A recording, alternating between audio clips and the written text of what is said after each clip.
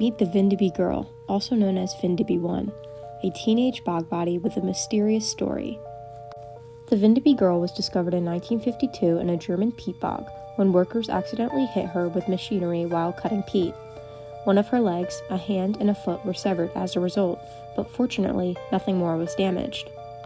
A short time later, workers discovered a second body 16 feet away from the Windeby Girl, known as Windeby II. Both bodies were taken in for examination. Windeby II's fate was quite clear.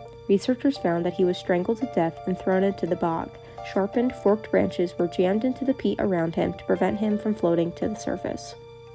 The Windeby Girl, however, was a bit more difficult to figure out. Professor P.V. Glob studied the Windeby Girl after its discovery and described her state as so. Quote, "She laid on her back, her head twisted to one side, her left arm outstretched. The right arm was bent in against the chest, as if defensively. The legs were lightly drawn up, the left over the right.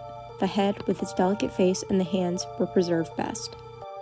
The chest had completely disintegrated and the ribs were visible. The hair, reddish from the effects of the bog acids, originally light blonde, was of exceptional fineness, but had been shaved off with a razor on the left side of the head." Quote, "The Windeby Girl's eyes were blindfolded with a strip of cloth, and she wore a collar on her neck.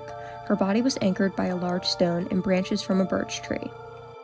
Glob believed her to be a 14-year-old girl from the 1st century AD who, quote, "drowned in a little peat pit, which must have held 20 inches of water or more," quote.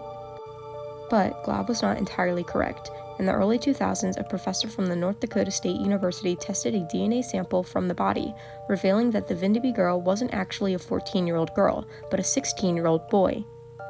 It was also found that half of his hair was not shaved, rather dislodged during excavation.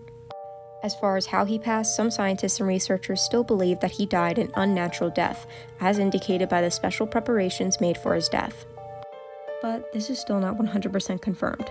Recent research on the body's bones indicate that he was quite sick during his life, suffering from a severe jaw infection towards the end of his life. This suggests that he may have died of natural causes, but why was he blindfolded if this was the case?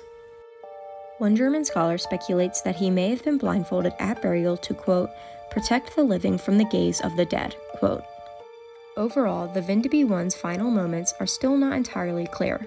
What do you think happened to him? Let us know in the comments.